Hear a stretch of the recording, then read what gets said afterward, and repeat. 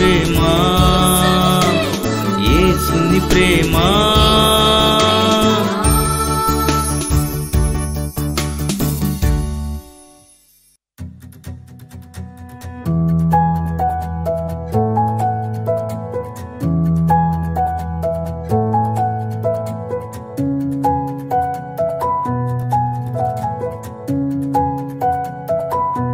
స్తుతి నైవేద్యం. Praise lord. ప్రభునందు ప్రేమైన వారలారా, అందరు బాగున్నారు కదా. ఈ రోజు నుంచి మనము 131వ కీర్తన ధ్యానం చేసుకుందాం. మరి ఇందులో ఒక్క వచనాన్ని ఈరోజు మనం ధ్యానం చేద్దాం.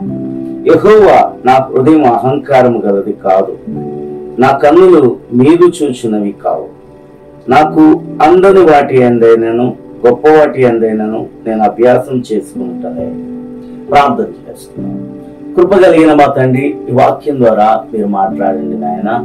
ఏవో నాయన నీ దాసుని మరుగు చేసి, ఏవో నాయన ప్రభా మీరు మాట్లాడుతున్నారు. ప్రతిరోజు నీ వాక్యాన్ని బట్టి మేము బలపడుతున్నాం ప్రభా. ఏవో తండ్రి వినిచున్న వారందరినీ ఈ వాక్యం ద్వారా మీరు బలపరచండి. తెలియవలసిన విషయాలు తెలియజెప్పమని యేసు నామమున ప్రార్థన చేయుచున్నాము తండ్రి. ఆమేన్. ఈ కీర్తనాకారుడు ఏమంటున్నాడంటే, దేవా యెహోవా నా హృదయం అహంకారం గలది కాదు. చూడండి ఎంత గొప్ప సాక్ష్యం. అవునండి, మనకు మనమే మనం అహంకారులమా, లేకపోతే మన హృదయం ఎలా ఉంది, మన తలంపులు ఎలా ఉంటున్నాయి, మన స్థితిగతులు అన్నీ మనకు తెలుసు.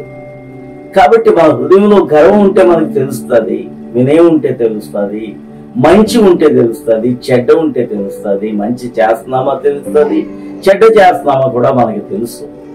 అబద్ధం ఆడుతున్నామా లేకపోతే నిజం చెప్తున్నామా అన్నీ మనకు తెలుసండి. కాబట్టి దేవునితో ఇంత ధైర్యంగా మన హృదయం మంచిదైతే మనం కూడా చెప్పగలుగుతాం.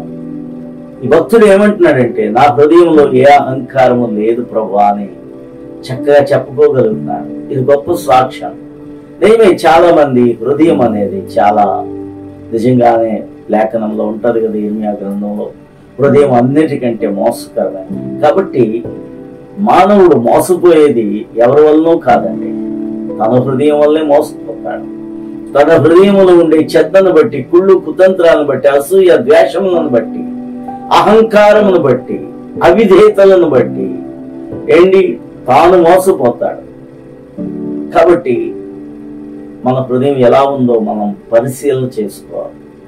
వాక్యమే విన్నప్పుడు, ఆ వాక్యాన్ని మన హృదయంలో దాచుకున్నప్పుడు, దేవునికి మన హృదయంలో స్థానం ఇచ్చినప్పుడు మన హృదయము పరిశుద్ధంగా ఉంటుంది. అన్ని విషయాల్లో అహంకారం కూడా ఏమాత్రం ఉండదు. వాక్యాన్ని పాటించేవాడు అహంకారిగా ఉండలేడు.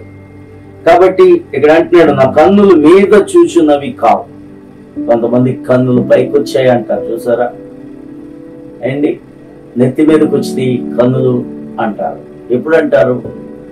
దేవుడు ఏదైనా దీవిస్తే, అహంకారులుగా ఉంటే, ఎవరిని పట్టించుకోకపోతే, గర్వంగా వారి చూపులు ఉంటే ఇలాంటి మాటలు అంటారు. వాడి కన్నులు నెత్తి మీద ఉన్నాయంటారు.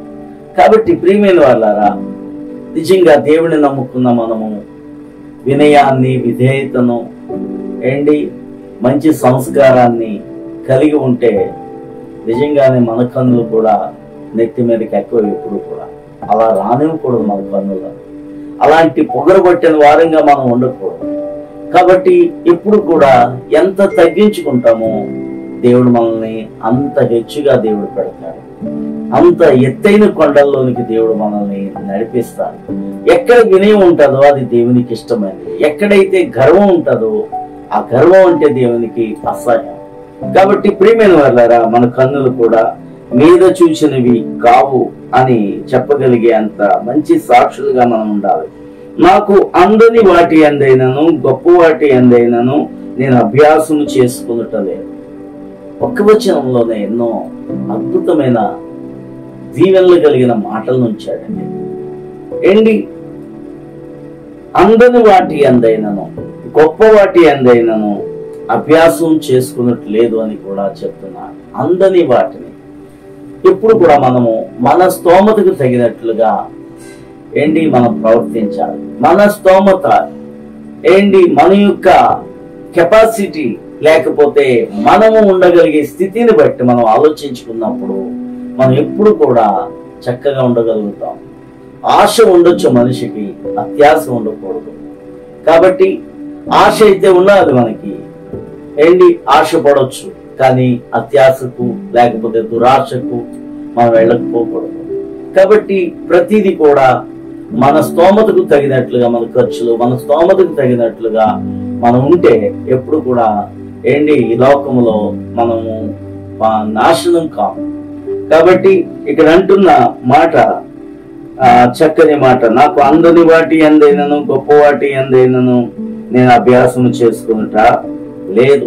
కాబట్టి ఎప్పుడు కూడా అత్యాశలకు పోయి లేకపోతే లేనిపోని బడాయిలకు పోయి ఇతరులను చూసి చాలా మంది అప్పులు పాలవటం, తిప్పలు పాలవటం ఇవన్నీ మనం చూస్తూ ఉంటుంటాం. కాబట్టి మనకు ఉన్న దాంట్లో చక్కగా ఉంటూ తృప్తికరమైన జీవితాన్ని కలిగి ఉండాలి. అప్పుడు మనము దేవునిలో కూడా సంతోషంగా ఉండగలుగుతాం. దేవుడు చెప్పిన వాక్యాన్ని పాటించగలిగే వారంగా మనం ఉంటాం. కాబట్టి మనల్ని మనం పరిశీలన చేసుకోవాలి. మన హృదయం ఎలా ఉంది? మన హృదయము బాగానే ఉందా? ఇదిగో ప్రభా, నేను నీ ఎదుట చెప్తున్నాను, నా హృదయంలో ఏ విధమైన గర్వం లేదు నాయన. ఏదో నా కన్నులు తలకెక్కలేదు ప్రభా, వినయంగానే ఉన్నాను ప్రభా అని చెప్పగలిగితే మనం ధన్యులం అవుతాం. అటువంటి మంచి స్థితిని కలిగి ఉందాం. మరి ఈ లోకంలో కూడా జాగరూకులమై నేత్రాశ మరి దురాశలకు పోకుండా జీవపు డంబానికి పోకుండా మనల్ని మనం కాచుకొనొచ్చు దేవుణ్ణి సంతోషపెట్టే భక్తిని చేస్తూ ముందుకు సాగుదాం. అట్టి వారుగా మీరు అందరూ ఉందురుగాక. ప్రార్థన చేసుకుందాం. మహాపరిశుద్ధుడా మా తండ్రి, ఈ వాక్యం ద్వారా మాట్లాడిన ప్రతి మాటను బట్టి నేను స్తుతిస్తున్నాం ప్రభువా. ఈ వాక్యాన్ని మాకు తెలియజేసినందుకు వందనాలు చెల్లించుకుంటూ యేసు నామమున ప్రార్థన చేయుచున్నాం తండ్రి. ఆమేన్.